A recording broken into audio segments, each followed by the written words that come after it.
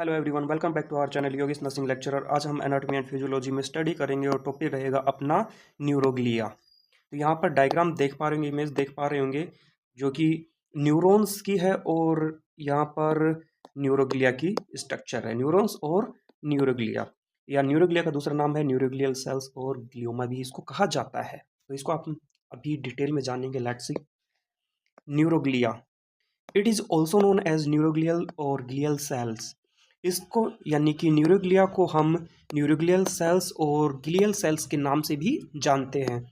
It is the supporting cells of the nervous system. ये nervous system की supporting cell है, यानी कि नर्वस सिस्टम को ये सपोर्ट प्रोवाइड करती है। अब नर्वस सिस्टम जो है किससे मिलके बना है? न्यूरॉन्स से मिलके बना है। ओके, तो न्यूरॉन्स को कहे या फिर नर्वस सिस्टम को कहे तो ये क्या करती है? उसको सपोर्ट करती है। These cells contain the centrosome, so cell division is possible. Neuroglial cells के पास सेंट्रोसोम होता है, तो सेंट्रोसोम होता है तो इसलिए सेल डिवीजन यहां पर पॉसिबल है। सेल डिवीजन यहां पर होता है। Due to cell division is present carcinoma can occurs in this type of cells. Neuroglial cells के अंदर न्यूरोग्लियल सेल्स के अंदर क्या होता है? सेंट्रोसोम होता है। सेंट्रोसोम होता है तो वहां पर सेल डिवीजन होता है। तो सेल डिवीजन अगर इस सेल्स के अंदर होता है तो यहां पर कार्सिनोमा भी देखने को मिल सकता है। कार्सिनोमा प्रेजेंट हो सकता है न्यूरोग्लियल सेल्स के अंदर। और कार्सिनोमा क्या है? एक कैंसर की टाइप है। हम दूसरे शब्दों में कह सकते हैं कि न्यूरोग्लियल सेल्स के अंदर कैंसर देखने को मिल सकता है। Most common brain cancer in adult that is glioma.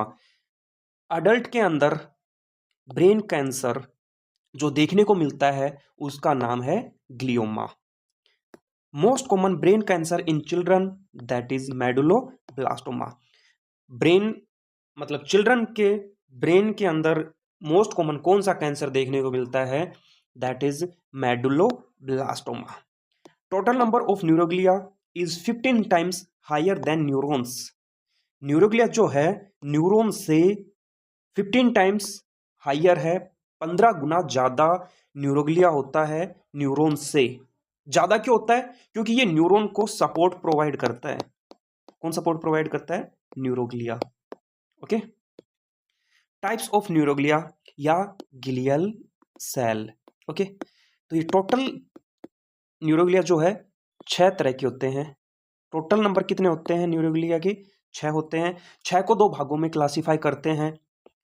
6 को 2 भागों में क्लासिफाई करते हैं, सेंट्रल नर्वस सिस्टम के अकॉर्डिंग और पेरिफेरल नर्वस सिस्टम के अकॉर्डिंग। सेंट्रल नर्वस सिस्टम के अकॉर्डिंग यानी कि सीएनएस के अकॉर्डिंग 4 तरह का होता है और पेरिफेरल नर्वस सिस्टम यानी कि पीएनएस 2 तरह का होता है। तो टोटल जो न्यूरोग्लिया होता है वो 6 तरह का होता है।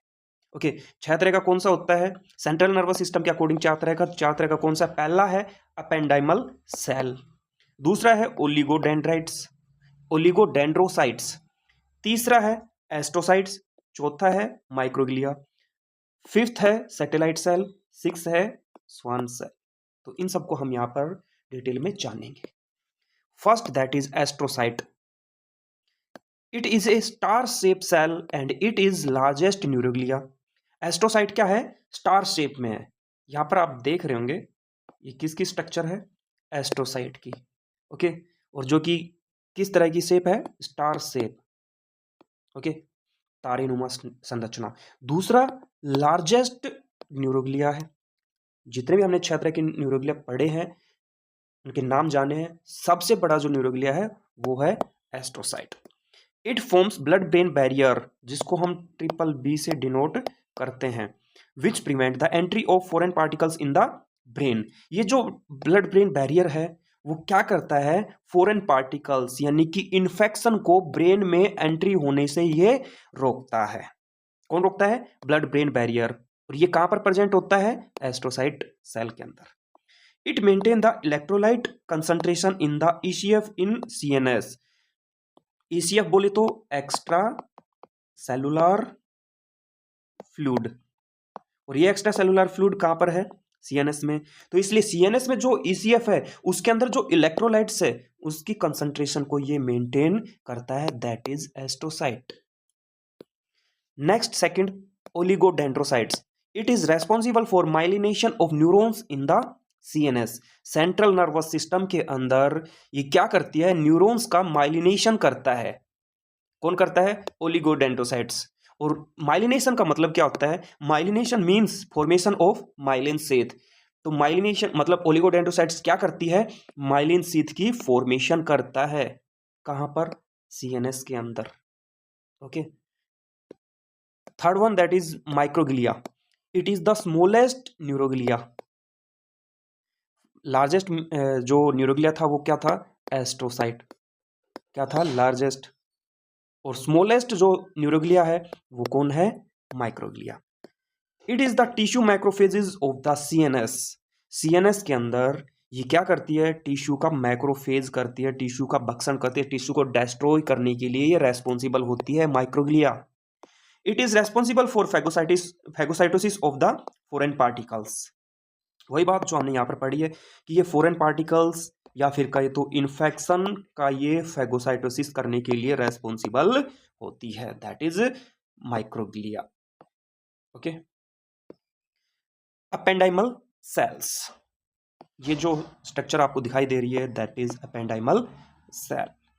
These cells are present on the inner lining of the ventricles of the brain.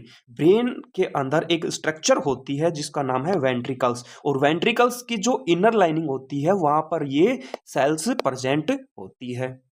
Okay, it helps in the formation of choroid plexus and CSF formation, और ये हेल्प करती है कोरोइड प्लेक्सस की फॉर्मेशन करने में और सीएसएफ की formation में ये हेल्प करती है। दो स्ट्रक्चर है यहाँ पर, कोरोइड प्लेक्सस और सीएसएफ की फॉर्मेशन के लिए एपेंडाइमल सेल्स रेस्पॉन्सिबल होती है।